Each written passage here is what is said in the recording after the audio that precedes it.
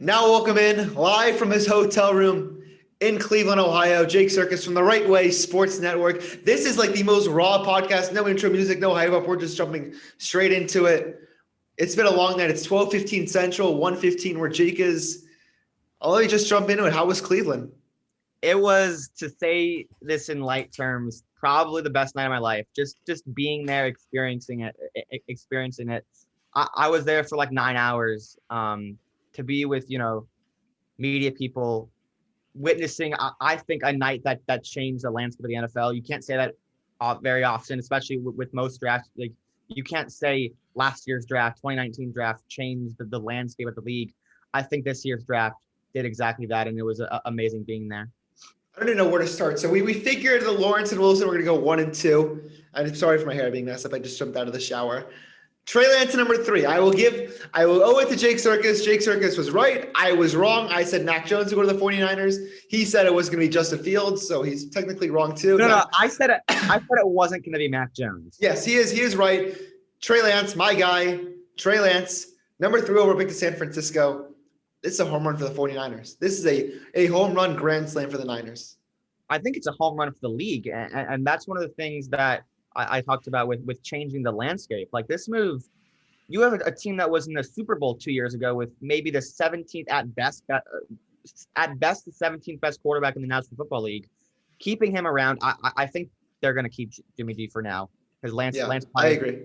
But having Lance for the next 10, 15 years, a guy who, I asked Trey how he fits in San Francisco, being able to throw for 40 touchdowns and run for 15. It's just an advantage that San Francisco now has that they didn't have before, in addition to having the best defense, or one of the best defenses in the league. And this is a team that made the Super Bowl 2 years ago and then added Trent Williams and added Brandon Ayuk, now adds Trey Lance to their offense that didn't have Trey Lance, that didn't have Trent Williams, that didn't have Brandon Ayuk 2 years ago when they made that run and, again, had a 10-point lead in the Super Bowl with the ball with like 9-10 minutes to go. Yep. and should have won that game. But I think it's a home run for Trey.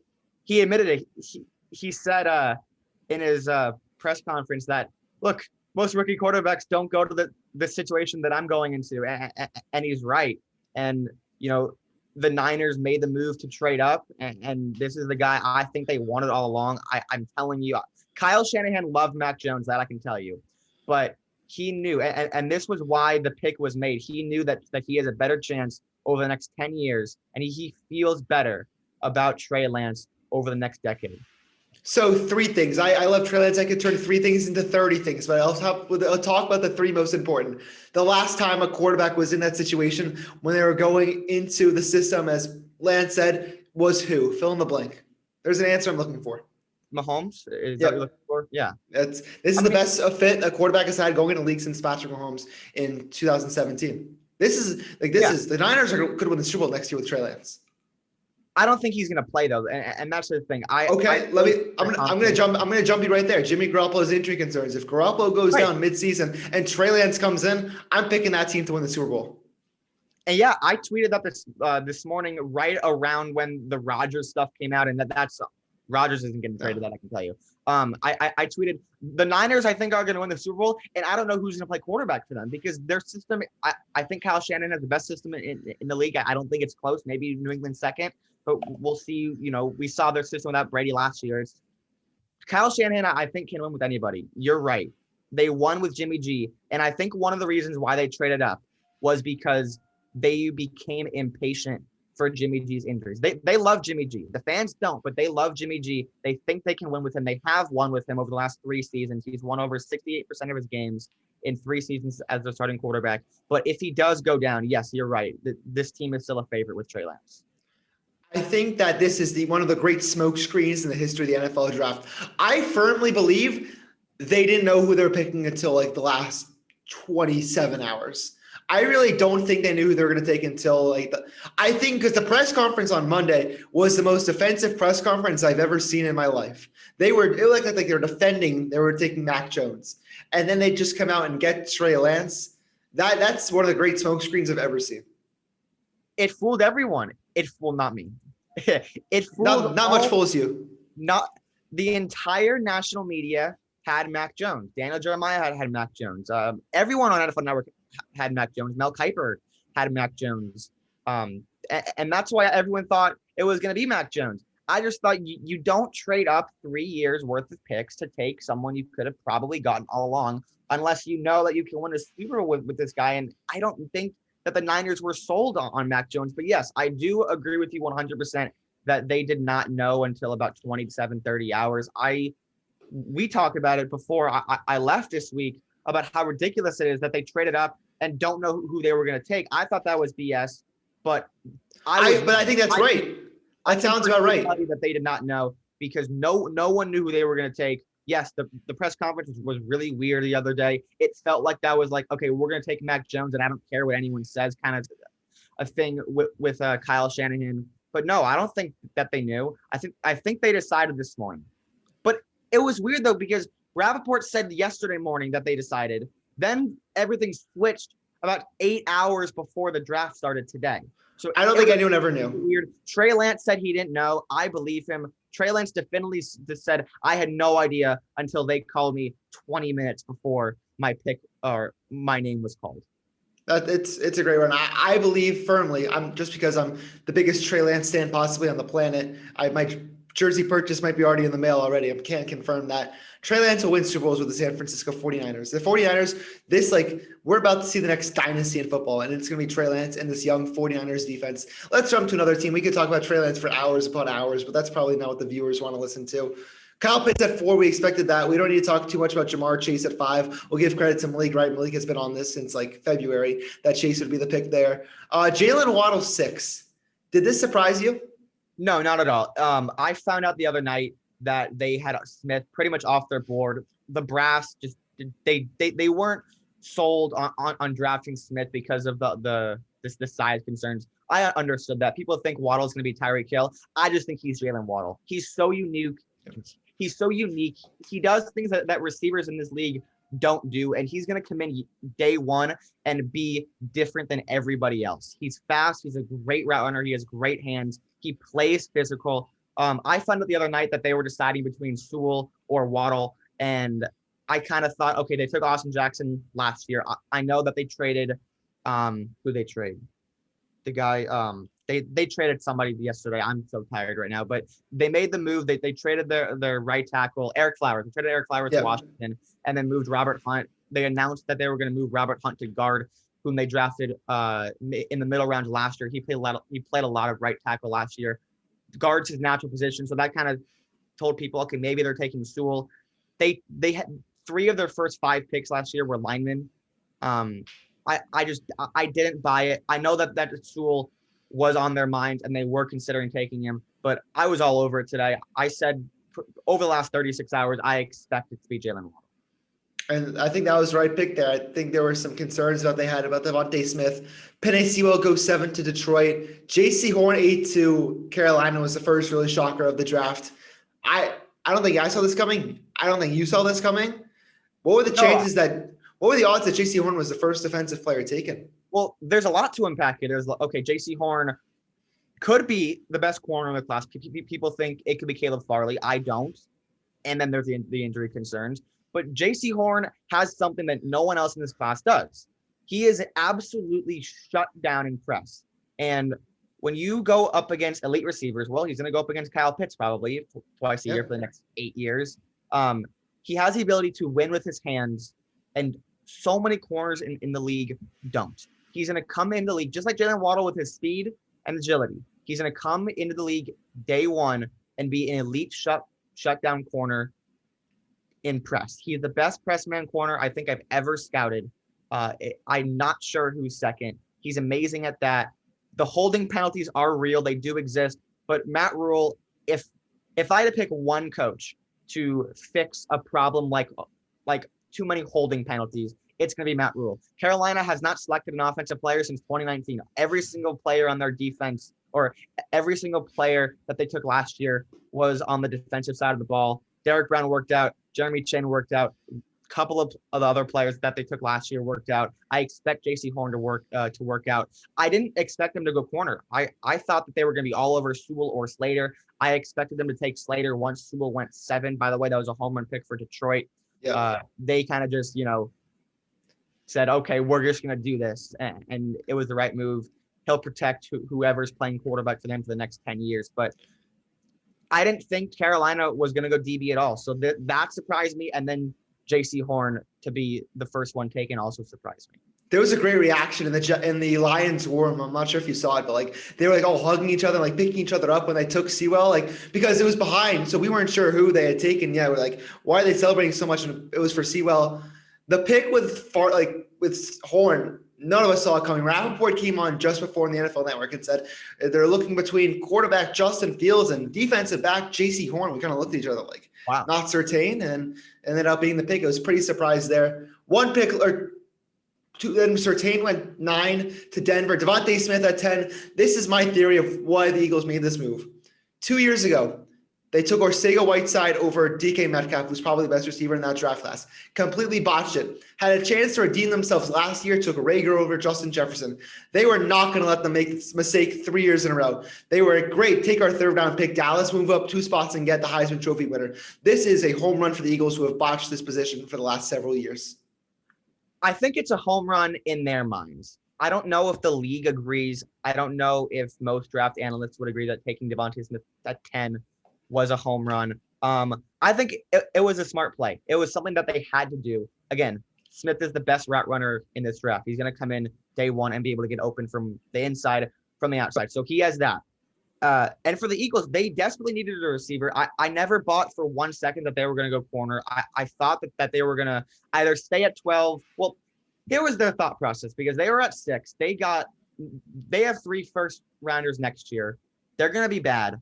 But they needed to make this move. So they were at 6 and they were and their thought process was this. We now know that the Bengals are most likely going Jamar Chase. We want Jamar Chase. We're not going to get him at 6. So let's take an extra first round pick and take whoever falls between Waddle or Smith. And then they got really, really scared sitting there at 12, 30 minutes before their pick was on the board, or their pick was available, and said, oh, New York might take Devontae Smith. We have to jump them. And then the Giants traded down, probably because Devontae Smith wasn't on the board. So you said there's no way Devontae Smith falls. I said someone was going to trade up for him. No. So you tweeted today that you don't see a scenario where Smith falls past one. Out of the top 10. I said he would go. So I was right on the borderline. I also made a bet. One of the few bets I made. I went 3 for 3 tonight in my bets. I owned round 1 of the draft. I said. You should see what I did. I said that. Yeah, I heard you made a lot of money tonight. I bet on Devontae Smith under 11.5. And I was nervous when Miami took Waddle, and I have to look at the board. Let's go to the board. When Dallas was up at 10, I was like, oh my God, this isn't going to happen. Then I see Philadelphia trade up. I look at our friend Jonathan Litzkin and I say, great, the bet cashes in. Yeah, there was no expectation, and I was sitting next to some people. I was in the press conference room waiting for Zach Wilson to come when this pick was made, and it was like, oh my God, they traded up. They did it, and Dallas surprisingly traded down. We all thought Dallas was bound to take Surtain at 10. Probably why they traded down, because both of their corners weren't there. There was some thought process of them going an out of the box selection like Jamin Davis from Kentucky at 10. I tweeted today that's probably not going to happen. So they moved down. The Eagles desperately needed to do this for them, because I think this has to be right. They can't. Yeah, they can't botch it 3 years in a row. I don't think Smith is a bust.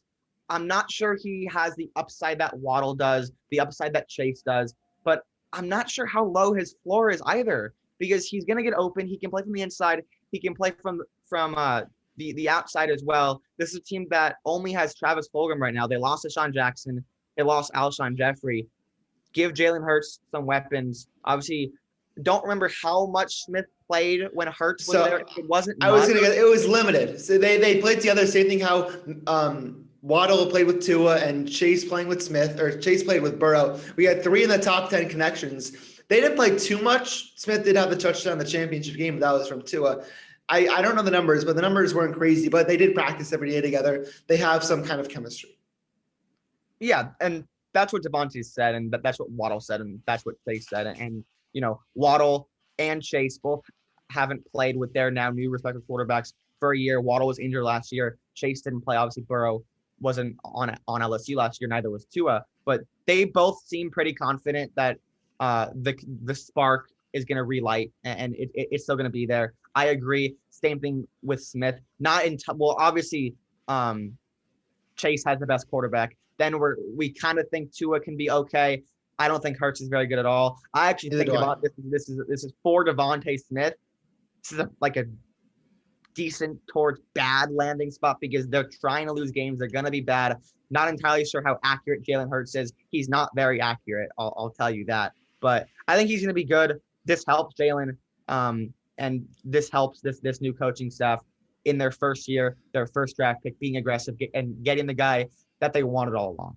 Number 11 overall, the second really big trade, Justin Fields to the Bears. You were hearing the Bears are going to make a move. You said earlier today they're going to trade up. If I told you 3 months ago, Justin Fields was going to fall out of the top 10, I don't love the fit for the Bears. The Bears haven't had a good franchise quarterback since like Sid Luckman in the 50s. Like the presumption is that like this isn't going to work, but the Bears fans are optimistic. I'll give them that. But I'm not sure about the fit. Neither am I, but it's Justin Fields. He's accurate. Like I told you this, and you could say the same thing about Trey Lance because the two are very similar, except one went to obviously Ohio State, played on the big game. Trey Lance didn't. Sorry, but if you like quarterbacks who don't, if you like quarterbacks who don't turn the ball over and never lose, Trey Lance and Justin Fields are your guy, and that was what this move was. I was hearing that they were being aggressive. I was expecting them to move up. I was also expecting someone else to move up for Justin Fields earlier and Chicago to still move up for Mac Jones. That didn't happen, but Chicago did make the move up. They were aggressive all along. This is the guy they wanted. Bears fans are so happy. There were two reactions in the media room that like kind of wowed me because normally media shouldn't make reactions. I know I didn't, but when Greg Newsome went, there was a Browns fan that just raised his hands up and said, yes, it was really funny. And same thing with two Chicago media fans. It was understandable. It was funny. Trey Lance was talking to reporters right before this happened. Right when Trey Lance left, it was announced that Chicago had traded up. So it was just perfect timing. I don't know how I like the fit. Matt Nagy was the quarterback whisperer a couple years ago. Then he had to deal with Trubisky. I think Fields is going to be good. Now, not sure if he starts year one because they signed Andy Dalton. Now they have Justin Fields. I don't know who's going to start. What about Nick Foles? Well, they have Nick Foles too, but Dalton signed to be the starter. Really interesting quarterback. I'm surprised they still have Nick Foles on the roster, especially since this was a move that they were trying to make for the last 2-3 months. But Bears got lucky that the Fields character concerns came out. I heard a couple of days ago that teams like Denver had Justin Fields off of their draft boards, and that led him to fall because Carolina, I don't think was going to take him. Detroit wasn't really going to take him. Those are the only two teams past San Francisco that were going to take a quarterback. Teams who already have their quarterbacks, who already got quarterbacks this offseason especially. So Denver was the only team that it made sense to take him, but then you factor in that they have him off their board. It's just not going to happen. So Chicago lucked into it. They gave up their 2022 first round. They gave up a lot because that should be in the top 6 at worst. They're going to be awful. That they gave up a haul to move up 11 spots. They were at 20 to move up 9 spots. They have a first next year. Their first this year was a third and a fourth, or a fourth and a fifth. I believe so. But like it was the big one is that one next year. Rappaport said today that teams were reluctant to give up 2022 picks because of the salary caps going up. Teams are going to increase their roster next year. Next year's draft class is also very, very good, but 2022 picks are just very valuable right now for whatever reason. And the Bears just ditched it out, but they think it's going to be worth it. There's a decent chance, we'll get to the Giants in a second. There's a decent chance the Giants have 2 picks in the top 10 next year. They have theirs and the Bears. I think they could compete for the division. They could. They also I think they're going to offer pick tonight. We'll get to that in a second. Parsons went 12 to Dallas. think that was fine. Slater fell 13 to the Chargers. Great pick for them. The Jets, I think, reached on Vera Tucker. They could have gotten him at 23. No, I don't think they would have. Really? So offensive linemen just weren't going. There's some medical concerns on Tevin Jenkins. He fell. Alex Leatherwood was a complete reach. That was a complete reach. We'll get to that. Yeah. Vikings traded down, still got their guy in Christian Darrisaw. I think that was the move of the night, other than Justin Fields and then Trey Lance. But sorry, who are we talking about? Oh, Tucker. We're talking about Elijah Vera Tucker. It's been a long day for you, Jake. Yeah. I love Tucker. He became my guy back in November because I look at it this way. So many offensive tackles, Rashawn Slater, Penei Sewell, just didn't play this year. He did. He was so good last year at guard. He was the highest graded guard in the Pac-12, second highest graded lineman behind Penei Sewell. Then he replaces Austin Jackson. Penei Sewell doesn't play, and then he plays tackle this year, becomes the highest graded offensive lineman in the Pac-12 again. He was so good. Yes, I know the Pac-12 doesn't have great edge rushers, but he's so good with his hands. He's physical. He's very athletic for a guard and for a tackle. Not sure where they'll put him. They're not going to put him at left tackle. That's all Mekhi Becton. I assume he's going to play left guard. So that left side protecting Zach Wilson, phenomenal. They still have work to do on the right side. You can do that. Maybe they open up round 2 and take Tevin Jenkins. There's that. That would be a good move. But Tevin Jenkins is a natural right tackle who can play right tackle immediately as long as he's healthy. That's a pick I expect them to make. I think they'll do it. I'm sad because I want the Bengals to take him so bad, but I don't think they reach. They got their guy. I don't like the knock on positional value because once we get later into the teens, if you get a starting guard who's going to start for your team for 7-8 years at 17, 16? Yeah, that they moved up to 14. Okay, so 14, 15, like it's fine. It's worth it.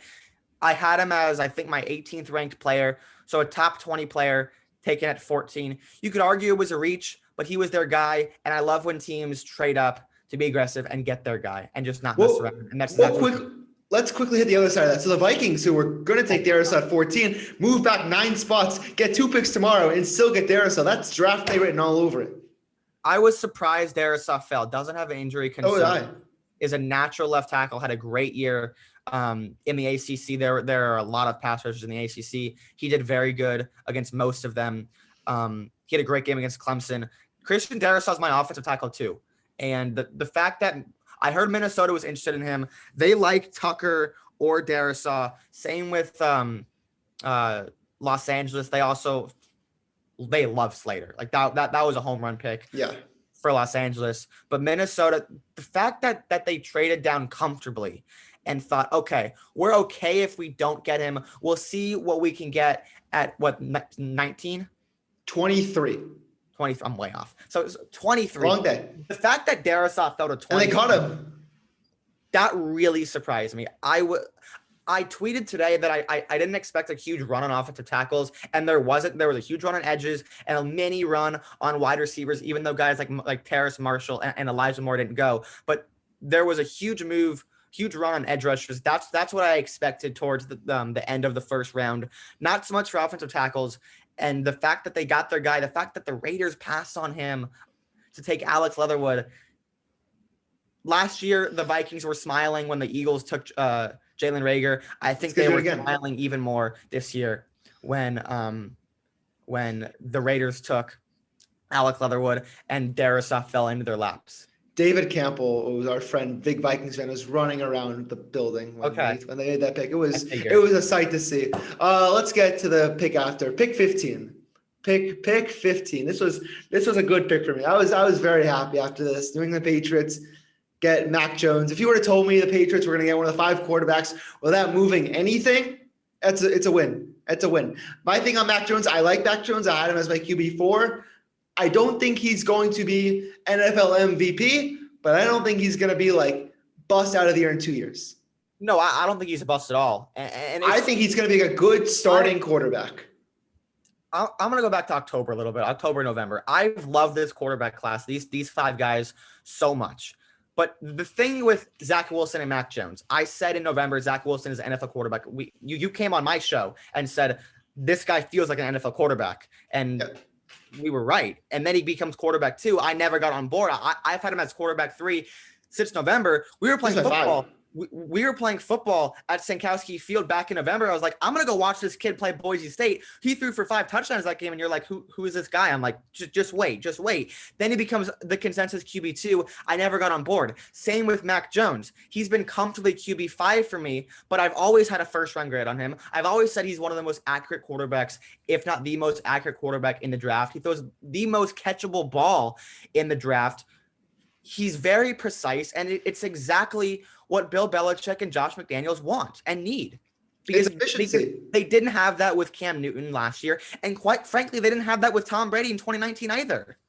This is something I reached out to someone who you saw tonight, Ben Volen, and I sent him this. I said to him that the Patriots, this is them going back to what works. What happened last year with Cam Newton, they could have gone down the Justin Fields route where, go back to the mobile quarterback, but they wanted to go what worked with Tom Brady, the drop back offense, good offensive line, build around your quarterback and go from there. Now you've got a sturdy, big quarterback there, great arm, very smart, and now you're rolling with him for the next decade. I think Mac Jones is going to have a successful career in New England.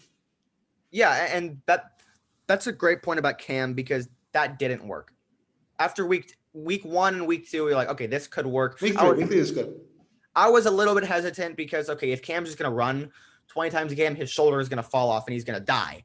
But then he catches COVID, doesn't feel the same. So, I mean, it's safe to say Cam Newton in New England didn't work. And when they re-signed him, I know you were worried. You were like, okay, Marcus Mariota's going to come. Then I never know. Rumors started to come. And then Justin Fields rumors starting to come. I thought they were going to trade up and make a move. Obviously they never got a deal done. They never had a deal that they were super interested in. And they didn't need to make a deal. They stay at 15. I thought this entire week that them picking at 15 was really weird because it was not really a sweet spot for any player on defense. I expected Micah Parsons to be gone. I expected J.C. Horn to be gone by 15. That was a guy that New England was interested in. But yes, Mac Jones is going to be very productive. That's the word I would use, productive. I'm excited. I'm very – Mac Jones jersey's on the way. I'll leave it at that. Matt Ryan is a safe – I was going to say. I was thinking Matt Ryan's Kirk Cousins. And he's a lot more mobile in the pocket. So Mac Jones is not mobile. He can't extend. But when he's in the pocket, he can move. He can evade sacks, but he can't run for first downs. And that's fine. That's totally fine. I can't wait to go to the first Patriots game next year. Instagram caption, Big Mac and fries. 16, Zaven Collins to the Cardinals. Don't need to touch on that. Alex Leatherwood to the Raiders. We talked about this for like weeks. Which questionable pick were the Las Vegas Raiders going to make? They do it every year. Damon Arnett, Cleveland Farrell, Henry Ruggs, every single year. And David said this also, is like they also like he noticed a trend, like they always take players like are playing in the national championship game. He's like, okay, they'll take Alex Leatherwood or Travis Etienne, and they took Alex Leatherwood. Like I believe your 70th ranked prospect. Leatherwood. No, I know people who had him as low as 81. I wasn't there. I gave him a mid-second round grade. Last year I had the same grade on him. He had a good year. He was good this year. He fits in their zone scheme. He's one of the best zone blockers in this draft class, I believe. So the scheme fit is there. It's 100% there. That I can tell you. But John Gruden and Mike Mayock just don't know how to trade down. Like they don't know how to pick players. Last year was fine with Ruggs. Ruggs has crazy upside. I still think he does. He was fine last year, but the Damon Arnett pick made absolutely zero sense. If Damon Arnett's your guy, why are you picking him at 18? Because no one else is going to pick Damon Arnett. And same thing this year. Since the scheme fit is there, I don't mind them taking Alex Leatherwood with their first pick, but why do you have to do it at 17? That's what doesn't make any sense. He could have moved back. Especially with Darrisaw there, with Tevin Jenkins there. Alex Leatherwood has had some injury concerns too. I know Darrisaw sort of does, and I know Tevin Jenkins has that hip thing. So I'm not just gonna say, oh, he was a healthy pick, that's why they took him. That's just incorrect. The scheme fit is there. The pick makes sense, but the number makes absolutely zero sense. They're the Las Vegas reachers. It was a reach, not saying it was a bad pick, but value-wise, not something that I expect them to do, not something that probably was right for their team. They're just obsessed with like winners. Like players who are like playing like Yes, no, championship the games, like SEC obsessed with them. Yeah, the SEC had something serious to do with that I can tell you. Jalen Phillips, 18 to Miami. Jamin Davis, 19 to Washington. Then we get Kadarius Toney at 20 to the Giants. This shocked me. This was like, why are you doing this? You just paid all this money to Kenny Golladay. You have Darius Slayton. You have Sterling Shepard. Why are you taking Kadarius Toney with this pick? This is not what you got. You also signed John Ross. Like, what are you doing? Why? What is the point of the Giants taking Kadarius Toney with this pick? I can see it because they traded down, so they felt really good about where they were. They obviously were looking at Smith. They were looking at Waddle. Most of their guys were gone. I didn't expect an edge rusher there. Surprised they didn't take Kwity Paye. I thought that it would have been a great move to trade down and still get Kwity Paye, who was heavily rumored to be picked at their original spot, pick 11. But they don't have a Kadarius Toney. Yes, they have receivers, but Darius Slayton was awful last year. Sterling Shepard was meh last year. They bring in Kenny Golladay, who's not going to separate. People were not to say impressed, but it's so anti-Dave Gettleman to trade down and take a guy who's unique. I get it again. Unique. A gadget guy. That's what Kadarius Toney is. Is he the 20th best player in the class? Absolutely not. Were there rumors of him falling all the way to 36, 37? Absolutely. Picking him at 20, again, probably a reach, but it's worth it because they don't have someone like him. There's like a couple people in the NFL like him, but with his potential, not saying he can be Tyreek Hill. I don't like saying that, but he's Tyreek Hill-esque because he's a gadget guy and he can separate down the field. I look at Rondale Moore, same gadget guy, but he's not a down the field threat. Kadarius Toney is. He does both. It's like if downfield, if Daniel Jones can hit him, then yeah, success. Gadget plays one of the most effective one of the more pretty down the field throwers in New York. That's why Kenny Golladay signed. It's we'll see. We'll see if when they run the Ohio State jet sweep, if Daniel Jones can get the ball forward, Simmer doesn't overthrow that too. 21 Kwity Paye to the Colts. Thought that was a good pick. Caleb Farley, 22 to the Titans. We talked about Darashad, 23. Najee Harris, 24. This is something that you saw coming. This is something I saw coming. The Steelers get their running back for the future, Najee Harris. I thought this was a great pick. It's a fine pick. Look, I don't like taking running backs in the first round, but the one knock is that you took Najee Harris and their offensive line is still terrible. Villanueva's gone. I honestly can't even tell you their offensive line last year, but I know at least two or three of those pieces are gone. David DeCastro feels like he's leaving soon. Like he's on his way out the door. Their offensive line was a mess last year, especially towards the end of the year when they had that skid and then got blown out by Cleveland, got completely overwhelmed. They needed a running game, and Pouncey missed most of the year, and then the run game went to poop. And then when Pouncey came back in like week 13 or 14, it was so terrible. So it wasn't all on the offensive line, but bringing in Najee Harris, the one knock is that the offensive line is terrible. But I think Najee Harris is one of those running backs who's just so good. He's so powerful. He's so elusive that he makes the offensive line better. And that's really fringe, scary, fragile territory in saying that because the run game is as good as the offensive line, and the Steelers' offensive line is not good, but Najee Harris is very good. So I'm interested to see how this works. As a Bengals fan, that's the pick I wanted to see them make. A running back is not going to make them score 25 points a game because they only scored like 18 or 20 last year. Their offense was really bad. This doesn't make their offense that much better because they still have Big Ben and a terrible offensive line. As a Bengals fan, this is a pick that I wanted to see them make. But I think Steelers fans are pretty satisfied. They are. They haven't had a running back like this since Lev. Yeah. A lot of them wanted to see a tackle. I know that for sure. And also Jeremiah Owusu-Koramoah, who for whatever reason is still on the board. No idea how. Next pick. Jacksonville said, let's get another running back. Despite we have James Robinson, undrafted free agent home run, who was like top 5 in the AFC in rushing last year. I think he ran for 1,000 yards. Great running back. Let's go replace him with Travis Etienne. I see why they did it. I can talk myself into it. It's like, you got Lawrence. Let's go get his best friend and the player who, they connected for. Etienne scored 90 touchdowns in the last 4 years. Urban Meyer loves running the 2 running back offense at Ohio State. I see that, but like logically, it's like, I see why you did it, but that's hard to kind of sell to your team. That's a team with a lot of holes, and running back wasn't one of them. Well, they have a lot of picks, so I'm not worried about them filling the holes because they signed a lot of depth guys, scheme guys in free agency, didn't do much. Their draft pool is bigger than I think we've seen in like 5-10 years. Yeah, they have 4 picks tomorrow. They have so many picks. I expect them to go offensive line tomorrow. Maybe safety. Morrig is still there. Holland is still there, which I expected to happen. You mentioned you're not sure how you sell that. I don't think they need to because I think this defines something that they want to have a committee between James Robinson and Travis Etienne. For fantasy owners, Travis Etienne might not be a first-round pick anymore. Well, hey, he'll be a first-round pick. I'm talking dynasty. Fantasy? No, dynasty, okay. Fantasy dynasty. This I was gonna say, like, this is weird because he's again. We mentioned it. We don't think Travis Etienne can be that bell cow 3-down running back. He's washed For a long amount of time. Now you bring him in a system where you have someone who is top 5 in the AFC in rushing yards. It's going to be a committee.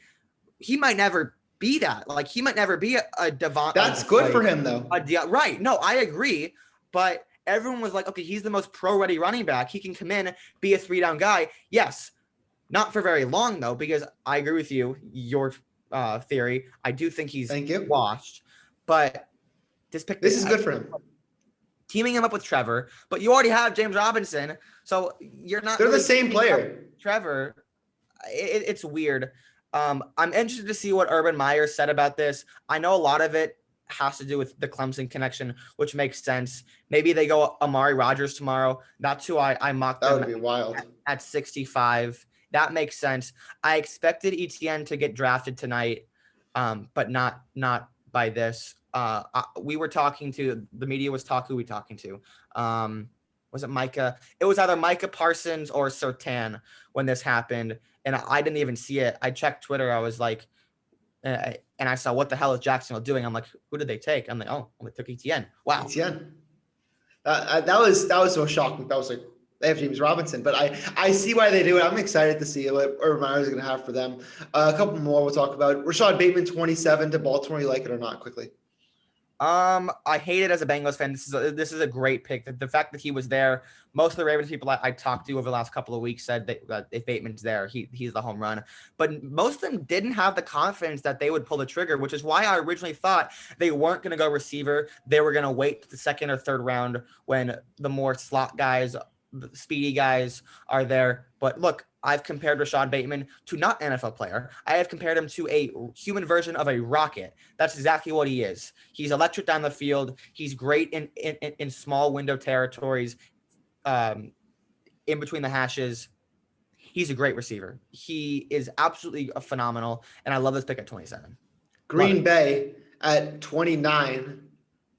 They took the 2nd best Georgia corner, Eric Stokes. I don't get this one. You made Aaron Rodgers upset earlier today. Aaron Rodgers coming earlier today saying that, I don't want to play for this team anymore. How do you follow it up? Oh, let's go get a 3rd string corner. Like come on. Like, what is this? Like, how do you defend this? They needed a corner. It makes sense. But it was far from the best corner on the board. They're gonna I don't think he's the 2nd best Georgia. I think he's slightly better than Tyson Campbell, who I thought would probably find it. I figured one of the 2 Georgia corners would go tonight. I have him slightly above Tyson Campbell. I like both of them a lot. Eric Stokes has prototypical size, prototypical speed, and good ball skills. So he's exactly what the Packers normally like to see in corners. So why they took Jair Alexander at 23 a couple years ago. The size, the speed, the ball skills. That's exactly what Eric Stokes is. Their secondary improved tonight. It was a weak part of their team. They still need a weapon. They're going to get one tomorrow. I know they will. The draft is longer than 1 round. And yes, this could have been a reach, but I'm not a fan of just sitting here at 2:00 in the morning and saying, oh, this team made a bad pick. This team made a bad pick. We can do this all night long. We can say, oh, this X team should have picked this guy. But if Eric Stokes was that high on their board, maybe they could have traded down. But I don't think the Packers wanted to leave tonight without making a pick. I don't think they wanted to leave tonight without improving a weak part of their team, and that's exactly what they did. I'll get you on this one. I know it's past your bedtime. We'll do a little rapid fire questions about some players that'll probably be picked tomorrow. Quick answers. Where does Javonte Williams go? So the Jets, the Dolphins, and the Jaguars and the Falcons are 4 of the first 5 picks tomorrow. Maybe the first 4, either 4 of the first 5 or the first 4 picks tomorrow afternoon or tomorrow night to open up the second round. Obviously, Jaguars don't need a running back. There's still 3 teams that could take a running back. He's the best one on the board. Probably there. If not, he'll go somewhere in the middle of the second round. I expect his name to be called pretty early. Who goes first, Tutu Atwell or Terrace Marshall? Who? Tutu Atwell or Terrace Marshall? Oh, Terrace Marshall for sure. What do you think, Marshall? Well, there's the injury concerns, but some people that I talked to still think that, or still thought that he would hear his name called tonight. Obviously, that didn't happen. There's going to be a run on receivers tomorrow. Not sure Atwell is going to be a part of that. There's Elijah Moore, Brown.